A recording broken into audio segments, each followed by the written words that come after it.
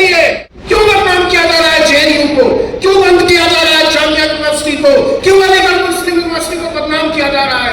इसलिए कि इन विश्वविद्यालयों में पढ़ने वाले गरीब, इन विश्वविद्यालयों में पढ़ने वाले दलित, पिछड़े, पसमानदा आपसे बराबरी की कुर्सी पर बैठकर बराबरी का हक न मांगने लगे।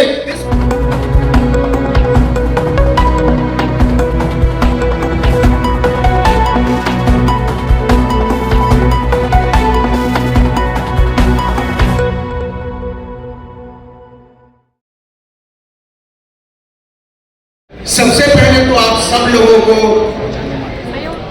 इस बात की बधाई कि स्वतंत्र भारत के इतिहास में पहली बार किसी चुनाव में हमने संविधान को लहरा दिया। पहली बार हमने सामाजिक न्याय को केंद्रीय मुद्दा बनते देखा। पहली बार हमने देखा कि कोई चुनाव आदमी और आदमी की बराबरी के नाम पर लड़ा जा रहा है। इसके लिए आप सब लोग बधाई के पात्र हैं। लेकिन इससे आगे का सवाल है कि क्या इसके बाद ये लड़ाई खत्म हो जानी चाहिए? क्या हमने वो सब हासिल कर लिया है जो किसी भी चुनाव से हम हासिल करने की उम्मीद करते हैं? क्या हम आने वाले दिनों में वो उम्मीद कर पाएंगे कि किसी इंदर मेघवाल को मारा नहीं जाएगा, किसी पायल तड़वी को मारा नहीं जाएगा, किसी रोहित वेमुला को लटकाया नहीं जाएगा? और अगर ये उम्मीद हमारे दिलों में नहीं है तो ये लड़ाई अभी बाकी है। और ये लड़ाई उस रोज तक चलेगी जिस रोज तक एक भी आदमी को, एक भी औरत को, एक भी बच्चे को मारा जा रहा है, सताया जा रहा है, दबाया जा रहा है। हम कास्ट सेंसस की बात करने बैठे हैं, हम सोचने बैठे हैं कि हमारा रास्ता क्या हो। और आज के अखबार में खबर है कि एनसीईआरटी ने छठे क्लास की जो सामाजिक विज्ञान की किताब है उससे कास्ट को हटा दिया गया है। बाबा साहब डॉक्टर भीमराव अंबेडकर का जातीय उत्पीड़न हुआ है, ये अब छठी क्लास के बच्चे नहीं पढ़ेंगे, नहीं पढ़ाया जाएगा। तो क्या ये अचानक हुआ?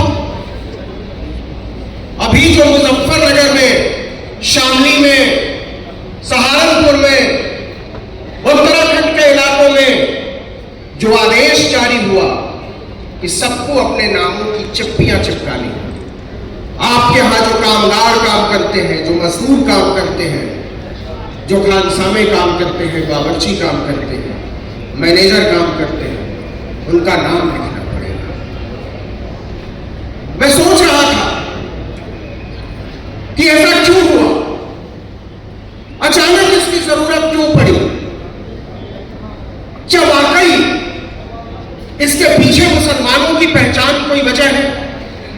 यह सबसे बड़ी वजह है, क्योंकि मुसलमानों को तो वो ऐसे ही काट डाल रहे हैं, ऐसे ही मार डाल रहे हैं। इसके लिए मुसलमानों को पहचानने की जरूरत नहीं है, उनका नाम पूछने की जरूरत नहीं है। मुसलमानों ने इस मुल्क में कभी भी अपनी पहचान नहीं छुपाई, अपना नाम नहीं छुपाया, अपनी उपासना पद्धति नहीं छुपाई। तो फिर वो किसकी पहचान करना चाहते हैं, किसका नाम जानना चाहते हैं, किसका गोत्र जानना चाहते हैं? और मैं आपको चेतावनी देना चाहता हूं कि अगर आप सोच रहे हो कि मुसलमानों की पहचान के नाम पर जो लोग पीछे छुपे हुए हैं वो बचे रह जाएंगे, तो गलत सोच रहे हो। कल को वो दलितों से, पिछड़ों से, आदिवासियों से कहेंगे अपने माथे पर तुम्हें अपनी जात का नाम चिपकाना पड़ेगा।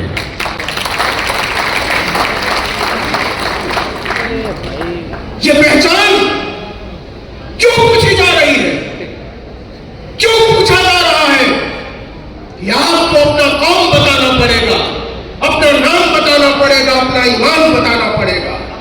ये इसलिए हुआ है कि इस चुनाव में संविधान संविधान सबसे बड़ा मुद्दा बना।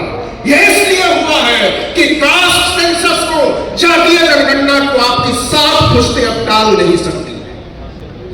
इसलिए वो पिछले दरवाजे से, चोर दरवाजे से जानना चाहते हैं उन तमाम लोगों के नाम, उन तमाम लोगों की पहचान जो संविधान के हक में खड़े, जो बराबरी के हक में खड़े, जो समता, न्याय और बंधुत्व के सिद्धांत के हक में खड़े। और इसलिए मैं आपको बताना चाहता हूं कि लड़ाई को थोड़ा और बड़ा किया जाए, अपने दिलों को थोड़ा और बड़ा किया जाए। और इसलिए बड़ा किया जाए कि परिवार जितना बड़ा होता है उतना मजबूत होता है, उतना ताकतवर होता है, उसकी हैसियत उतनी बड़ी। तो छोटे छोटे हिस्सों में बंट के हम कोई भी बड़ी लड़ाई को किसी लॉजिकल कंक्लूजन तक, किसी तार्किक अंजाम तक नहीं पहुंचा पाए। अगर हम सोचते हैं कि बाबा साहब को हम रख लेते हैं, सरदार पटेल को आप रख लो, संतराम बीए प्रजापति को वो रख लें, तो यह लड़ाई किसी मुकम्मल अंजाम तक पहुंचने वाली नहीं है मेरे दोस्त। इसलिए जरूरी है कि जरा अपनी खिड़कियां खोलें, अपने दरवाजे खोलें और उन सबसे ज्यादा अपनी नजर, अपना नजरिया, अपना दिल खोलें।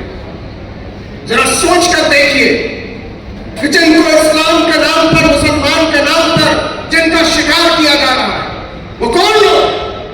वो हमारी और आपकी तरह के लोग हैं, हमारे और आपके बीच से आए हुए लोग हैं। कोई दर्जी का काम करता है, कोई मोची का काम करता है, कोई खेतों में पानी पटाने का काम करता है, कोई चूहा मारकर खाता है। उनको अपने साथ जोड़ने की जरूरत है। और मैं जो खतरा महसूस कर रहा हूं, यह बात सच है कि यह चुनाव संविधान की तरफ मुड़ा। यह बात सच है कि यह चुनाव समता, न्याय, बराबरी, बंधुत्व की तरफ मुड़ा। लेकिन इस चुनाव में जो मैं खतरा देख पा रहा हूं, उस खतरे से आपको वाकिफ कराना चाहता हूं। जिस तरीके से, क्योंकि हम रिप्रेजेंटेशन की बात करने के लिए बैठे हैं, हम प्रतिनिधित्व की बात करने के लिए बैठे हैं, तो आप गौर कीजिए जिस तरीके से उत्तर प्रदेश से, जिस तरीके से बिहार से, यहां तक कि पश्चिम बंगाल से, तमिलनाडु से मुसलमानों के प्रतिनिधित्व को मिटाने की कोशिश की गई है, ये बहुत खतरनाक संकेत है।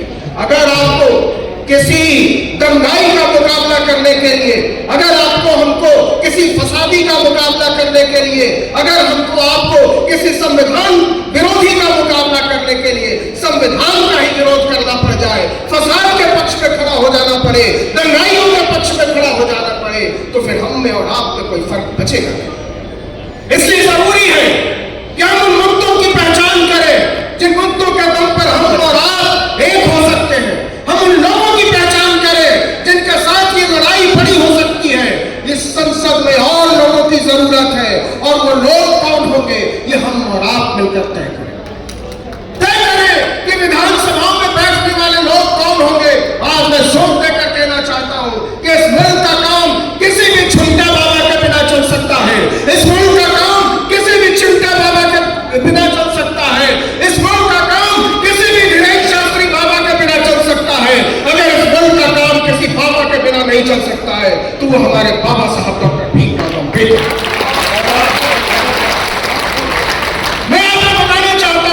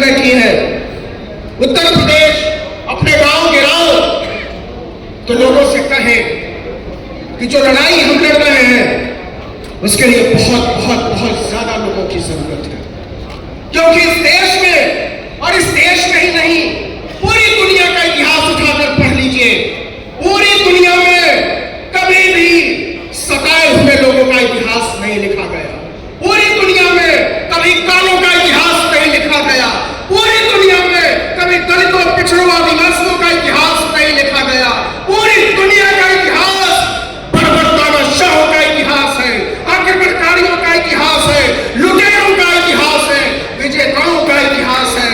लेकिन जिस दिन से हमने तय किया कि हम भी अपना इतिहास लिखेंगे, हम भी अपने पुरखों की गाथाएं लिखेंगे, उस दिन से हलचल तेज हो गई।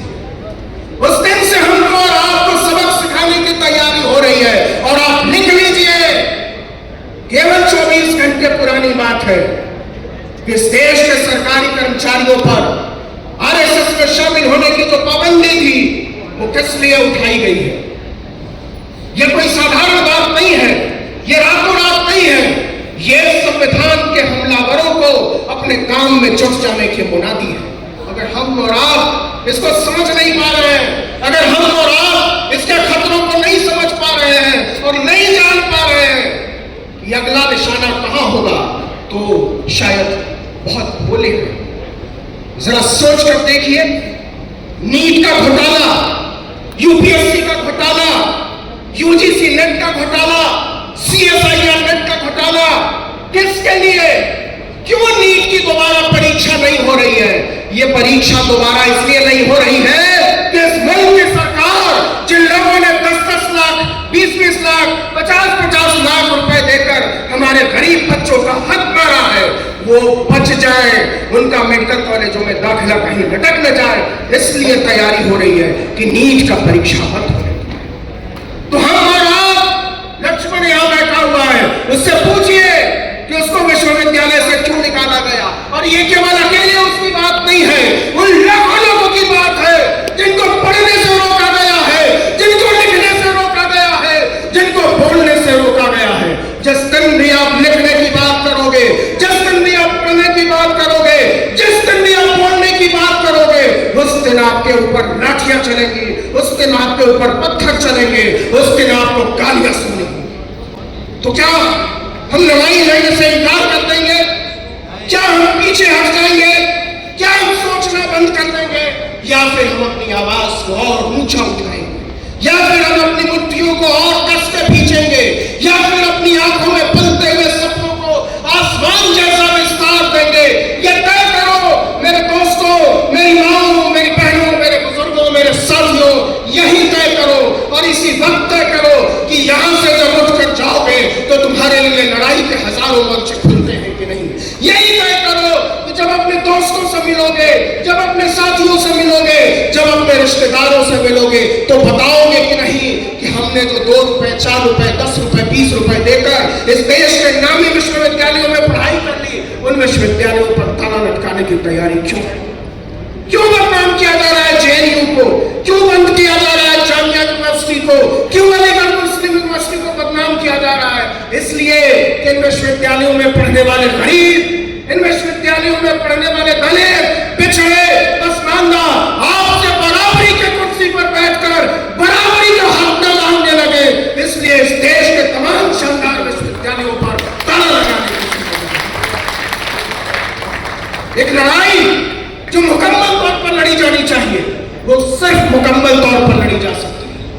ये लड़ाई हमारी लड़ाई नहीं है अकेले की। ये लड़ाई आप जो बैठे हुए हैं, केवल आपकी भी लड़ाई नहीं है। ये लड़ाई जो इस हॉल के चारों तरफ खड़े लोग हैं, उनकी भी लड़ाई नहीं है। ये लड़ाई हमारी आने वाली नस्लों की लड़ाई है। ये लड़ाई हमको जीतनी पड़ेगी, अपने आप को मिटाकर भी जीतनी पड़ेगी। हमारे पास विकल्प नहीं, हमारे पास कोई दूसरा रास्ता नहीं है कि हम लड़े। और इसलिए मैं आपको ताकत देने आया हूं और आपसे ताकत लेने आया हूं। इस लड़ाई के तसव्वुर तय किए जाए, इन हौसलों की उड़ान तय की जाए, अपने सपनों का आसमान तय किया जाए और हम मिलजुल कर उन दंगाइयों को पहचाने जो असल में नाम तो दूसरे लोगों का लेते हैं, लेकिन उनके निशाने पर एक बड़ा तबका है। इस देश में दलितों को, पिछड़ों को, आदिवासियों को, पसमानदा को किनारे करके जो राजनीति रचने की कोशिश की जा रही है, उस राजनीति को उखाड़ फेंकने की जिम्मेदारी आप में से हर एक की करती है। और इसलिए आखिर में मैं केवल इतना कहना चाहता हूं कि करा के दंगा, चला के बस्ती, करा के दंगा, चला के बस्ती, मुआवजा बांटता है जो अब, करा के दंगा, चला के बस्ती, मुआवजा बांटता है जो अब, उठो कि मिलजुल करके हमको है उसका खाना जरा। जय